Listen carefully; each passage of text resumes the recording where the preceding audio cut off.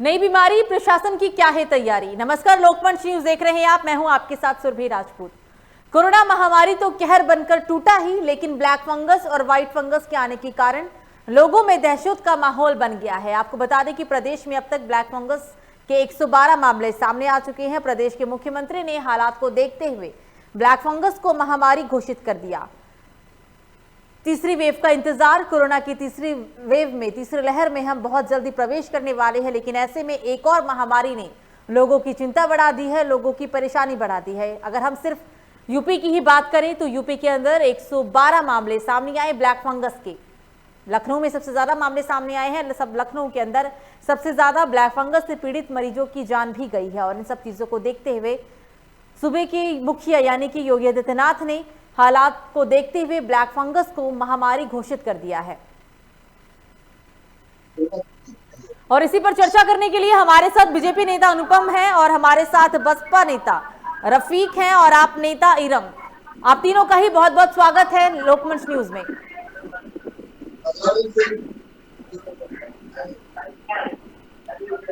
क्या आप तीनों ही मुझे सुन पा रहे हैं? आवाज बड़े धीमे आ रही है आपकी। आवाज बहुत धीरे आ रही है। इरम जी, आपको मेरी आवाज आ रही है? जी जी आ रही है जी। रफीक जी, क्या आप मुझे सुन पा रहे हैं? आपको मेरी आवाज आ रही है? हाँ, आवाज आ रही है, मतलब आपकी आवाज कम आ रही है। आवाज कम आ रही है? कम आ रही है जी, बने रहिएगा रफीक जी हमारे साथ। जी जी। इरम, क्या आप मुझे सुन पा रहे हैं? मैम, आपको मेरी आवाज आ रही है? जी आवाज आ रही है। अनुपम जी, आपको मेरी आवाज आ रही है? जी आ रही है। जी, चर्चा की शुरुआत करते हैं और सबसे पहले बात करेंगे अनुपम जी, आपसे ही शुरुआत करते हैं। कोरोना महामारी का तीसरा वेव अभी आने ही वाला है। प्रदेश में संक्रमण की बेकाबू रफ्तार है और ऐसे में ब्लैक फंगस ने भी दस्तक दे दिया है। 112 मामले जिले के अंदर सामने आ गए हैं। प्रशासन की क्या तैयारी है अनुपम जी? सबसे पहले लोकमंच के सारे दर्शकों को मैं अपना अभिवादन करना चाहूंगा जी। और जैसे कि अभी आपने अच्छी बात बोली कि थर्ड वेव आने वाली है। देखिए क्या है, थर्ड वेव आने की जो तैयारी है वो प्रशासन की तरफ से की जा चुकी है और इससे हम लोगों ने आप जैसे देख पा रहे हैं कि अभी तक टोटल 1,12,00,000 लोगों को वैक्सीनेशन हो चुका है। ठीक है जी। और इस समय वैक्सीनेशन का जो कार्य है बहुत तेजी चल रहा है। इसमें अभी जैसे आप देख रहे होंगे लगभग 10 लाख हमारे युवाओं को 18 साल से 44 साल के जो एज के लोग हैं उनको वैक्सीनेशन किया चुका है। तो एक वैक्सीनेशन एक बहुत बड़ा हथियार है इस कोरोना महामारी को से बचने के लिए। तो इससे राज्य से बहुत अच्छी तैयारी हो रही है। साथ साथ आपको बता दें जितने भी 23 जनपद है वहाँ पर वैक्सीनेशन कार्य हो चुका है। बाकी जून के महीने में जैसे कि इस कार्य को आपको दुगनी स्पीड से देखने का मौका मिलेगा। अभी जैसे जून से पहले प्रत्येक जनपद में जितने भी लोग हैं उनको वैक्सीनेशन की कोई कमी नहीं होगी। जैसे कि आप लोग देख रहे हैं लगभग 4 करोड़ 62 लाख लोगों की टेस्टिंग हो चुकी है।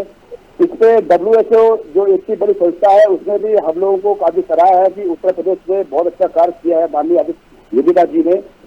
हर जनपद के अंदर क्वालिटी किचन का निर्माण किया जा रहा है ताकि कोई भी व्यक्ति जो बेचारे अपने गरीब इंसान है, ई रिक्शा है, मोची है, किस तरह के कोई लोग हैं उनको किसी तरीके से खाने की कोई कमी ना हो। उनको हर तरह से लगभग कुछ अपने तरफ से सरकार भत्ता भी दे रही है, उनके जो जनधन अकाउंट में भी पहुंचेगा। तो मेरे हिसाब से कहने वाले हैं कि जो तैयारी है वो युद्ध स्तर पे है। हम लोगों ने जहाँ पास भी बेड की रिक्वायरमेंट है वहाँ बेड पूरे किए जा चुके हैं। इस समय अभी हम लोग थर्ड वेव के लिए उत्तर प्रदेश सरकार की तरफ से तो मैं कहना चाहूंगा कि हमारी तैयारी पूरी अच्छी तरह से हो चुकी है। बिल्कुल।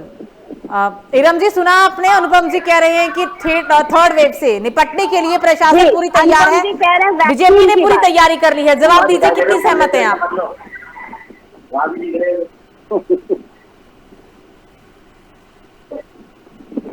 इरम जी, क्या आप मुझे सुन पा रही है? आपको मेरी आवाज आ रही है?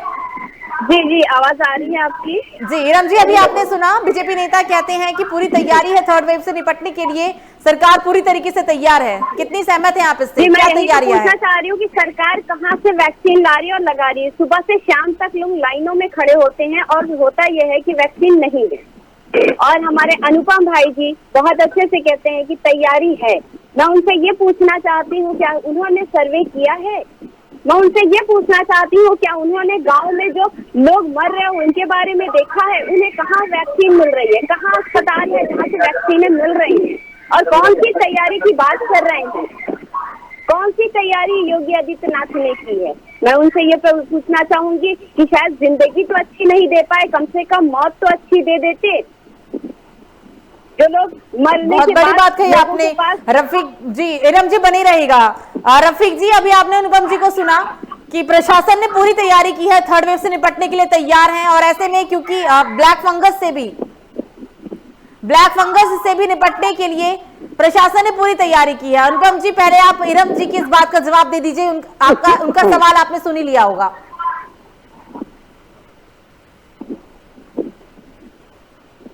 बोलिए सर।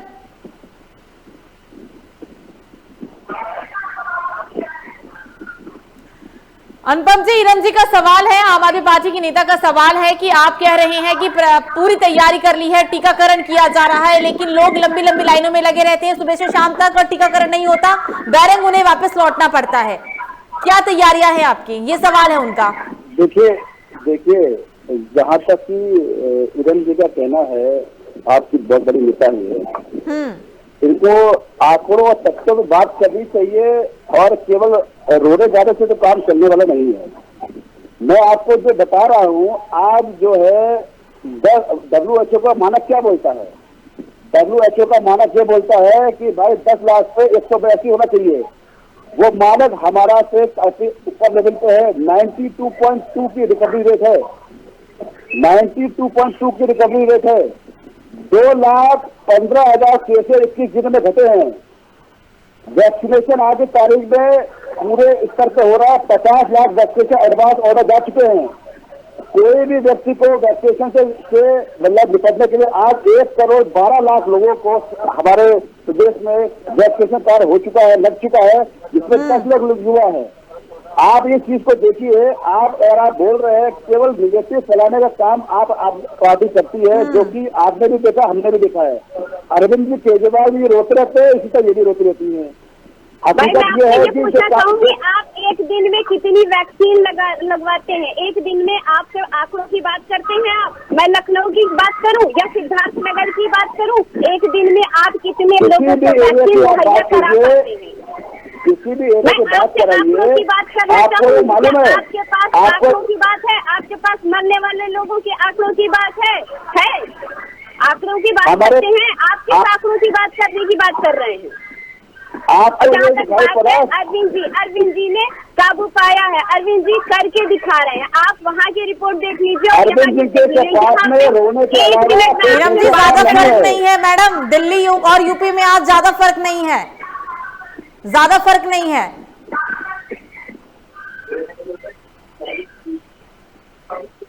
सर जवाब दीजिए। इरम जी का सवाल था, आपने आंकड़े गिनवाए। आप WHO की आंकड़े गिनवाते हैं कि कितने % लोग इन्फेक्टेड हो गए और कितने लोग संक्रमित हो गए, कितने लोग मरे, लेकिन क्या आपको ये नहीं दिख रहा कि मरने वालों की संख्या बड़ी है?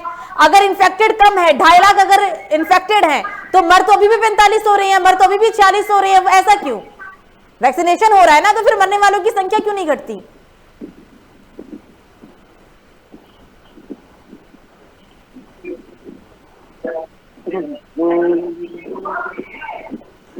अनुपम जी, आवाज आ रही है तो जवाब दें।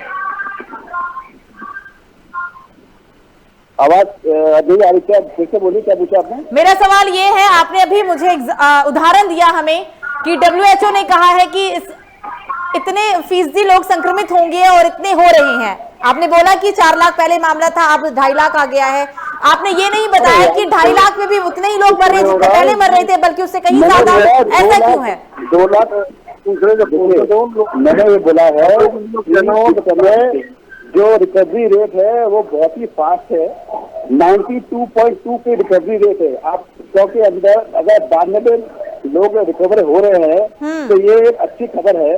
जिस लेवल पे तैयारी की जा चुकी है, जिस लेवल पे आदित्य योगीनाथ तारीफ कर रहे हैं, हर जगह हर शहर में पीएससी का मुआयना कर रहे हैं, देख रहे हैं क्या चीजें हैं, इसकी समीक्षा हो रही है। और रिकवरी रेट 21 दिन का मैं आंकड़ा लेता हूँ, बहुत लंबी बात नहीं करता हूँ मैं।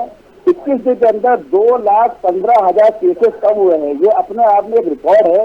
WHO के जो मानक है उससे अधिक लेवल पे रिकवरी रेट हुआ है। WHO के मानक की हवाला दे रही है सर, मौत का आंकड़ा क्यों नहीं कम हुआ? मौत का आंकड़ा कम क्यों नहीं हुआ? ब्लैक फंगस अभी नई महामारी घोषित की मुख्यमंत्री जी ने, लेकिन ब्लैक फंगस के मामले में यूपी के अंदर ही ज्यादा क्यों बढ़े? मरने वालों की संख्या कम नहीं हुई है अनुपम भाई। इस बात को कैसे नकारेंगे सर? इसको भी तो स्वीकार करिए ना। आप संक्रमित मरीजों का हवाला दे रहे हैं, लेकिन आप जो मौत का आंकड़ा है उसको भी तो स्वीकार करिए। कर रहे हैं तैयारी, तो फिर मरने वालों की संख्या कम क्यों नहीं? मरने वालों की संख्या बहुत कम हुई है, रिकवरी रेट और मरने वालों को अंतिम संस्कार क्यों नहीं? अंतिम संस्कार अंतिम संस्कार क्यों नहीं? गंगा में लाशें क्यों किनारे लगाई जा रही? इरम जी बनी रहेगा। इरम जी हमारे साथ बसपा नेता भी है, रफीक जी के पास चलते हैं। इसको बंद कीजिए। अनुपम जी, इरम जी बनी रहेगा हमारे साथ, पूरा समय है, पूरा मौका मिलेगा आप दोनों की अपनी बात रखने का। लेकिन हमारे साथ एक और मेहमान मौजूद हैं, रफीक जी के पास सीधा चलते हैं। रफीक जी, आपने अनुपम जी को भी सुना, आपने इरम जी को भी सुना। अनुपम जी कहते हैं तमाम स्वास्थ्य व्यवस्था है यूपी में, ऐसा कुछ नहीं। अगर हम तीसरे वेव में प्रवेश करते हैं, यूपी प्रवेश करती है तीसरे वेव में, तो हालात से निपटने के लिए हमारी तरफ से तैयारी पूरी है। कितना सहमत है, कैसे देखते हैं आप रफीक जी?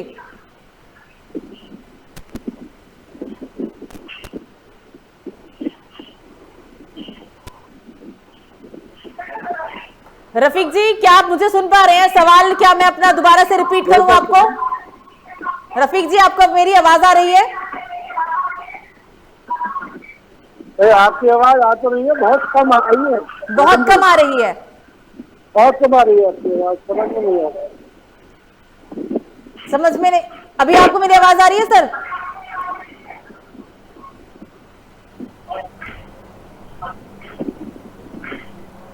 हेलो जी सर, मैं आपको सुन पा रही हूँ, क्या आप मुझे सुन पा रहे हैं? अभी आ रही है आवाज? जी जी, आपने अनुपम जी को भी सुना, आपने इरम जी को भी सुना। अनुपम भाई साहब कहते हैं कि व्यवस्थाएं पूरी है यूपी के अंदर, तीसरे वेव में अगर हम प्रवेश करेंगे तो उसके लिए हमने पूरी व्यवस्था चुस्त दुरुस्त कर ली है। कितनी सहमत है आप इसे? यूपी की स्थिति सभी के सामने है, बताएं सर। देखिए, हेलो जी जी, मैं रफीक जी सुन पा रही हूँ, आपको बोलिए आप। मैं तो इतना कहूँगा कि पार्टी भी कहे, विपक्ष की भी कहनी चाहिए। आप ये देखिए कि सरकार भी कोई कम काम नहीं कर रही है। सरकार भी अपनी जगह मतलब बहुत अच्छा काम कर रही है, बहुत जगह मतलब। हेलो सर, मुझे आपकी आवाज आ रही है, आप बोलिए, आप बोलिए। आपकी आवाज बहुत कम आ रही है, लेकिन मैं आपको पूरी तरीके से सुन पा रही हूँ। आप जो जवाब दे रहे हैं वो हम तक आपकी आवाज बिल्कुल सही से आ रही है। आप अब बोलिए, मैं आपको सुन पा रही हूँ, जवाब दीजिए आप। हाँ, तो मैं कह रहा हूँ जी, ऐसा है ना, देखिए ये मौत का आंकड़ा तो कम ऊपर वाला ही कर सकता है, सरकारों के हाथ में नहीं है। ये सरकारों पे तो हम लोग आप ब्लेम लगाते हैं, वो अलग चीज है। ऑक्सीजन न मिलना, मैं ऑक्सीजन न मिलना, न मिल पाना, ये जानबूझ के सर मरने के लिए छोड़ दिया जाए तो ऊपर वाले को दोष क्यों देंगे रफीक जी? जानबूझ के मरने के लिए छोड़ दें, किसी को ऑक्सीजन की जरूरत है, ऑक्सीजन ना मिले, फिर बोल दे कि ऊपर वाले के हाथ में है, जिला रहे या मार दे। आपका जवाब छोड़ देना नहीं आया समझ। अचानक अगर कोई बीमारी आ जाती है तो उसमें धीरे धीरे ही ऑक्सीजन हो या कोई दवाई हो या वैक्सीन हो, उसका इंतजाम किया जाता है। कितना ऑक्सीजन, दवाई, इंजेक्शन की व्यवस्था तो ऊपर वाला करेगा नहीं, वो तो नीचे वालों को ही करना होगा। 2020 से शुरू हुआ, ऑक्सीजन की वजह से लोग मरे हैं। महामारी ने ऐसे विकराल रूप लिया यूपी के अंदर, उसको लेकर ही सवाल था। लेकिन ऊपर वाले के हाथ में छोड़ दे, जिंदगी और मौत ऊपर वाले के हाथ में है, तो ये जवाब तो नहीं हुआ। पहले हमने बुजुर्गों को रोका, फिर बुजुर्गों को खोया, फिर नौजवानों को खोया, अब थर्ड लेयर आया है बच्चों का। तो क्या हम बैठ के तमाशा देखें? नहीं, तमाशा नहीं देखा जाएगा। परिवार ने अपने लोगों को खोया है। कोई ऐसा परिवार है जिसने अपने लोगों को ना खोया हो?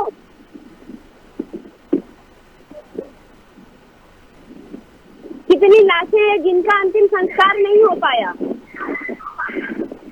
और अभी भी आप कहते हैं कि कर रहे हैं। मैं आपसे पूछना चाहती हूँ क्या कर रहे हैं? रफीक जी आपकी आवाज नहीं आ रही है हम तक। रफीक जी जो भी आप बोल रहे हैं वो हम आपको नहीं सुन पा रहे, आपकी आवाज नहीं आ रही है। इरम जी ये जवाब अनुपम जी से जान लेते हैं। अनुपम जी सवाल सुन लिया होगा आपने इरम जी का, जवाब दे दें आप जरा। रफीक भाई ने जो बात बोली शायद उस पर आपने गौर नहीं किया आप, क्योंकि वो जो जवाब था वो आपका भी शायद ये जवाब होता कि ऊपर वाले के हाथ में है, को जो है इसलिए आपको उनके जवाब ज्यादा अच्छा लगा। देखिए अभी जो हर चीज सरकार पे डाल दिया, आज की तारीख में सरकार अपने स्तर पे जो काम कर रही है उसके आंकड़े सबको पता है। जो 70 सालों में काम नहीं हुआ वो 7 साल में काम करके दिखाया है। क्या काम सर? मैं आपको ये बोल रहा हूँ आज जो है हर स्तर पे, हर जनपद स्तर पे जितने भी ऑक्सीजन के प्लांट लगाए गए हैं इससे ऑक्सीजन की प्रॉपर सप्लाई हो रही है। ये भ्रमक बौखलाना ये लोग बंद करे। हर चीज का रोना अच्छी बात नहीं है, खींचना फोड़ना अच्छी बात नहीं है। जिस हिसाब से WHO इतनी बड़ी संस्था है, आप क्या उसके सामने जब वो और सरकार सरकार अच्छा काम कर रही है तो आप इस बीच में गंगा में लाशें बह रही है, ये आंकड़े नहीं है, ये दिख नहीं रहा है। गंगा में लाशें को सरकार देख रहा है कि कौन देख रहा है लाशें?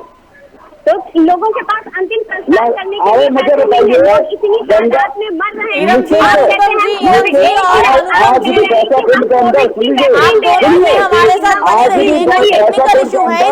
हम लोग वहाँ पर जाते हैं, थोड़ा हमें यहाँ रुकना पड़ रहा है। पेशेंट की लाशें आ रही है, 1 रुपया भी नहीं आता, ये मालूम आपको?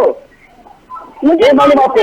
बताइए, अगर मालूम नहीं है तो आप पैसा केंद्र जाइए, पता कीजिए 1 रुपया में क्या किया जाता है, 1 रुपये का चावल अंडे से नहीं आता है। मुझे ये जरूर काम हो रहा है आज की तारीख में लखनऊ के पराली की तरह लाशें जलाई जा रही थी। आपका एक ही डायलॉग है पराली की तरह। मेरे देखिए अगर सच्चाई छिपाई जा रही थी, मैं ये पूछना चाहती हूँ जितनी चीज करना चाह रहे थे आप उतना समय आप वैक्सीन बनाने में लगा देते जितना सच छिपाने में लगा रहे थे। देखिए आपकी पार्टी के लोग करते होंगे, अरविंद केजरीवाल करते होंगे, दुनिया के सामने हाथ फैला रहे, बेइज्जती करा रहे हैं अपनी और लोगों की भी, देखिए हर कार्यकर्ता की भी। आज की तारीख में आपके जो प्रधानमंत्री, हमारे प्रधानमंत्री अपने मेरे बने रहिएगा अनुपम जी, बने रहिएगा हमारे साथ तरफ। इरम जी अनुपम जी बने रहिएगा। रफीक जी की सुन लेते हैं। रफीक जी बोलिए, मैडम अपनी बात को रखिएगा, अभी समय है।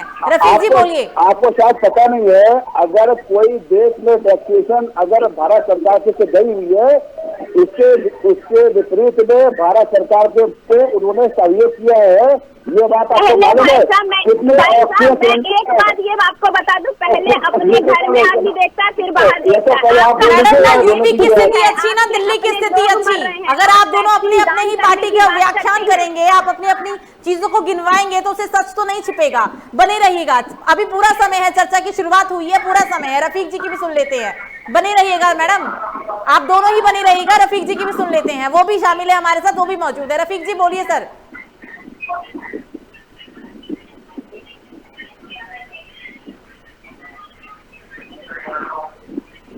सर आवाज आ रही है? रफीक जी क्या आप मुझे सुन पा रहे हैं?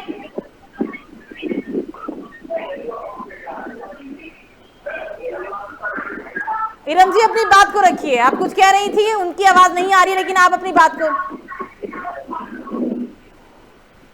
बोलिए। इरम जी हेलो। हाँ मैडम बोलिए। मैं ये कह रही थी कि सच्चाई छिपाई। अरे भाई मैं तो बोल रही हूँ, बार बार कह रही हूँ कि वैक्सीन शुरू से लेके आखिर तक, शुरुआत से लेके आखिर तक कम पड़ रही है, और आप दान करने की बात करते हैं। हमारे घर में, हमारे परिवार में, हमारे देश में महामारी फैली हुई है, हम दान कर रहे हैं। हमें पहले जरूरत है अपने लोगों को बचाने की, ना कि दानी बनने की। अरविंद जी अगर मांग रहे हैं तो मैं उनका सम्मान करती हूँ। ये वो लोगों की जान बचाने के लिए मांग रहे हैं, वो अपने लिए कुछ नहीं मांग रहे हैं। इरम जी, लेकिन पहले आम आदमी पार्टी कहती थी कि ये जो वैक्सीन है वो बीजेपी की वैक्सीन है। मैम आपकी आवाज साफ नहीं आ रही है। मैम आवाज अभी आ रही है आपको मेरी आवाज? हेलो जी मैम, सुन पा रही हूँ। आपको मेरी आवाज आ रही है? जी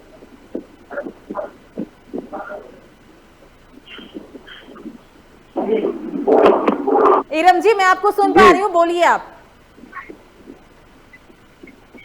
जी आपने कोई सवाल पूछा था, वो मैं सुन नहीं पाई।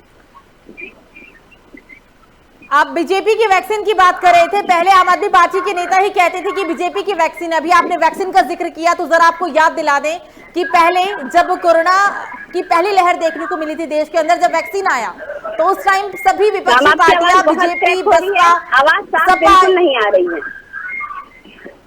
इरम जी आवाज आ रही है? सुन पा रही हैं आप मुझे?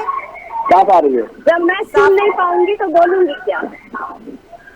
आपकी पार्टी को तो बात जवाब ही नहीं है आपकी बात का। क्या चीज? आवाज साफ आ रही है मैडम, बोलिए आप। बोलिए इरम जी, आवाज आ रही है आपकी, बोलिए। ना आपने कोई सवाल पूछा था, वो सवाल मेरे तक आया नहीं, तो मैं क्या उस सवाल का क्या जवाब दूं? आप जो बोल रही थी आप उसी बात को कंटिन्यू कर लीजिए मैम। सवाल भी पूछ लेंगे, आप अपनी बात को पूरा करिए। मुझे जो पूछना था मैंने अनुपम भाई से पूछा, अब वो उसका जवाब देंगे मुझे कि वो कह रहे हैं कि ऑक्सीजन भी था। मैं तो पूछ रही हूँ कि ऑक्सीजन नहीं है, त्राहिमाम मचा है। एक नौजवान ऑक्सीजन न मिलने की वजह से खत्म हो गया और ना दिल्ली की स्थिति कुछ वैसी ही है। आपने अनुपम जी से सवाल पूछा, जरा ये सवाल मैं भी आपसे पूछ लूं कि दिल्ली की स्थिति भी सबके सामने ही है। दिल्ली में ऑक्सीजन की कमी क्यों है?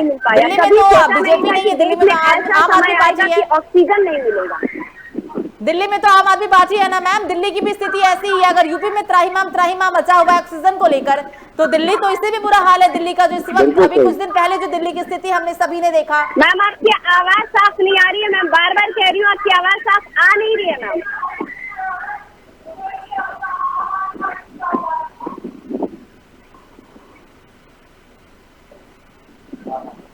मैम बने रहेगा हमारे साथ। अनुपम जी, आपको मेरी आवाज आ रही है?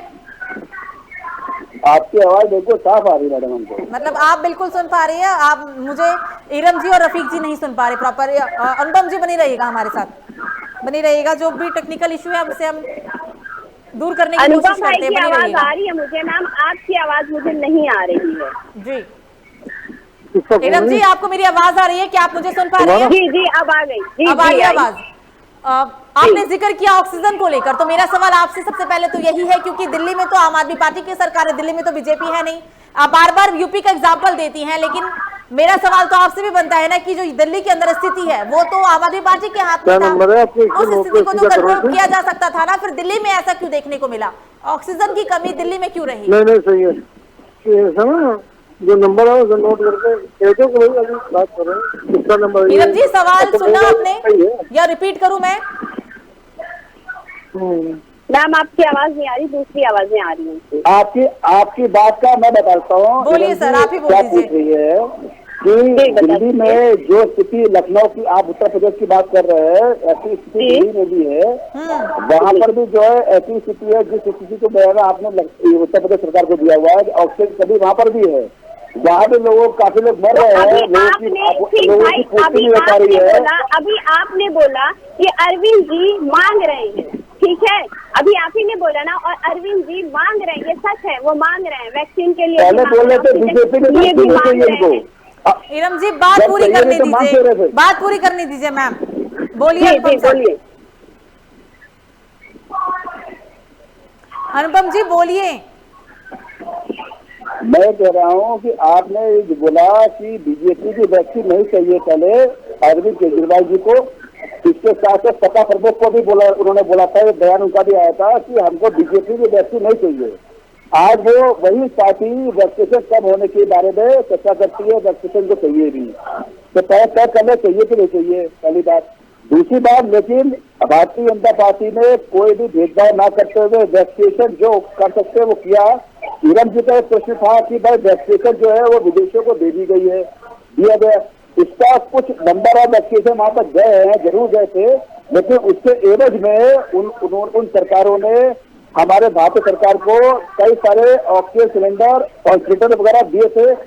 हर चीज का एक राजनीतिक तरीका होता है, काम करने का तरीका होता है, सरकार का काम का तरीका भी अच्छा है। हमको उन्होंने काफी मदद की, आज विदेशों से काफी मदद भी मिल रही है। आप देख रहे कितने सामान जो है वहां से आ रहा है, जिससे हम लोग बता पा रहे हैं अपने लोगों को। कितनी देर से 3-4 वैक्सीनेशन ऑलरेडी आ चुकी है, ठीक है। तो मेरा मतलब कहने का यह है कि इस समय आप लोग अपने आसपास के एरिया के अंदर सिर्फ पॉजिटिव चीजों को अपने मौका दीजिए लाने का, और जो हो रहा है उसका एक सबसे बड़ा WHO का प्रमाण पत्र जब हमको मिल चुका, मुझे किसी प्रमाण पत्र की आवश्यकता नहीं है। आज भी जून के महीने में ये वैक्सीनेशन का जो चल रहा है, ये जो चल, आप बोले दीजिए मैडम, प्रमाण पत्र का सर क्या करेंगे? स्थिति तो देखिए ना, प्रमाण पत्र बोल देंगे क्या? प्रमाण पत्र WHO ने दे दिया तो स्थिति कंट्रोल में है, वास्तविक में नहीं है सर। प्रमाण पत्र की बात क्यों लाते हैं आप? शुरुआत से ही प्रमाण पत्र का गाना गा रहे हैं, लेकिन धरातल पर जो स्थिति है आप उसको कैसे निकारेंगे सर? आपके लिए तो, आपकी बातों से तो ऐसा लगता है कि जो मर रहे हैं लोग सरकार के लिए सिर्फ एक आंकड़ा है, वो एक आंकड़ा नहीं है सर। किसी के परिवार के लिए वो पूरा जीवन है। कोई परिवार है, कोई एक व्यक्ति, पूरा परिवार है किसी का, आपके लिए वो आंकड़े होंगे शायद। आंकड़ों की बात करते हैं, प्रमाण पत्र का क्या करेंगे? वास्तविक मरने वालों के आंकड़े मत पीछे हटिए, जो वास्तविक स्थिति है उसे स्वीकार करिए। बने रहिएगा सर। रफीक जी के पास सीधा चलते हैं। रफीक जी, आपने दोनों को ही सुना। रफीक जी, आवाज आ रही है? सबसे पहले आप मुझे ये बताएं। ये आपकी आवाज अभी तो आ रही थी, अभी कम हो गई है। हेलो हेलो सर, सुन पा रही हूँ मैं, बोलिए। जी सर, आवाज सुन पा रहे हैं आप मुझे? अरे यार क्या ये आवाज ही नहीं आ रही है मैडम की, मुझे आवाज ही नहीं आ रही। सर, फिर आपकी तरफ से ही टेक्निकल इशू है, हमारी तरफ से कोई समस्या नहीं है। आपकी तरफ से ही हो सकता है प्रॉब्लम हो, समस्या हो। इरम जी, जब आप कुछ कह रहे थे, अनुपम जी बताइए, आप जवाब दीजिए। देखिए, मैं कह रहा हूँ कि वैक्सीनेशन का जो कार्य हो रहा है वो युद्ध स्तर पे हो रहा है। आप लोग ने देखा होगा, आप लोग देख ही रहे होंगे, हर क्षेत्र का, हर जनपद का दौरा माननीय मुख्यमंत्री जी कर रहे हैं, ठीक है। वहाँ चीजों को समझ रहे हैं और तत्काल इस पर कार्रवाई की जा रही है। मीडिया कर्मियों के लिए और जितने भी जुड़े से जुड़े लोग हैं उनके लिए अलग अलग सेंटर बनाए जा रहे हैं, ताकि किसी को किसी तरह से कोई दिक्कत ना हो वैक्सीनेशन की। तो इस स्तर पर काम हो रहा है। जितने लोग, हर जनपद के अंदर एक ऑक्सीजन प्लांट ऑलरेडी स्थापित हो चुका है, जैसा आप लोगों को पता ही है। वहाँ पर ऑक्सीजन से अब कोई कमी वगैरह नहीं है। हर जनपद के अंदर क्वालिटी किचन का निर्माण किया जा रहा है, जिसमें हर व्यक्ति, जो भी व्यक्ति ऐसा है, कोई व्यक्ति भूखा ना मरे। हमारे काफी वो है, इन्होंने हर तरह से, चाहे जितने भी जनपद में है, उनको चाहे रोजी रोटी की कोई दिक्कत ना हो, जैसे मोची होते हैं, ई रिक्शा चालक होते हैं, कई ऐसे लोग हैं, उनको भी ध्यान रखा गया है, कोई भूखा ना रहे। और इसके लिए उनको जरूरी जो भी होता है, उनके जनधन अकाउंट में भी 1000 रुपए का पेमेंट ट्रांसफर भी किया जा रहा है। जी बिल्कुल, अनुपम जी, सुना हमने आपको। एक बार फिर से रफीक जी से संपर्क साधने की कोशिश करते हैं। अगर उन तक हमारी आवाज आ रही होगी तो एक बार उनसे फिर से बात करने की कोशिश करेंगे। रफीक जी, सबसे पहले बताया कि आप मुझे सुन पा रहे हैं? सब्जी वाले को पीट के मार डाला, क्यों? रफीक जी, आवाज आ रही है? क्यों मारा? पुलिस वालों ने ही मारा है। और सब्जी की दुकान तो खुली रह सकती है ना भाई? सब्जी की दुकान खुल रही है, पूरे उत्तर प्रदेश में खुल रही है। उस बच्चे ने सब्जी की दुकान ही लगाई, हो गया वहाँ सरकार, उस बच्चे ने सब्जी की दुकान ही लगाई थी। योगी जी की पुलिस ने ही मारा है। सवाल का जवाब तो आपको देना पड़ेगा। देखिए, पुलिस ने मारा है, क्यों मारा है, इस पर एक विवेचना क्या किया जाए। तो आप तीनों ही चर्चा में जुड़े, इसके लिए हमारे साथ आप तीनों का ही बहुत बहुत स्वागत। तो आपको बता दें कि कोरोना महामारी कहर बनकर टूटा, लेकिन अब इस बीच ब्लैक फंगस और व्हाइट फंगस के कारण लोगों में दहशत का माहौल बन गया है। प्रदेश में अब तक ब्लैक फंगस के 112 मामले सामने आ चुके हैं। ब्लैक फंगस के मामले लगातार पूरे देश के अंदर बढ़ते जा रहे हैं। पूरे देश के अंदर 7200 के तकरीबन मामले सामने आए। 200 से ज्यादा लोगों की ब्लैक फंगस से भी मौत हो चुकी है। और ऐसे में पूरा देश इस वक्त महामारी कोरोना वायरस और ब्लैक फंगस को भी महामारी घोषित कर दिया गया कल सुबह के मुख्यमंत्री योगी आदित्यनाथ के द्वारा, क्योंकि उत्तर प्रदेश के अंदर ब्लैक फंगस के भी सबसे ज्यादा मामले आए, कुल 112 मामले सामने आए हैं और इसी को देखते हुए प्रदेश के अंदर मुख्यमंत्री ने हालात को देखते हुए ब्लैक फंगस को महामारी घोषित कर दिया। फिलहाल अभी के लिए मुझे दीजिए इजाजत। लोकमंच न्यूज पर खबरों का सिलसिला जारी रहेगा। नमस्कार।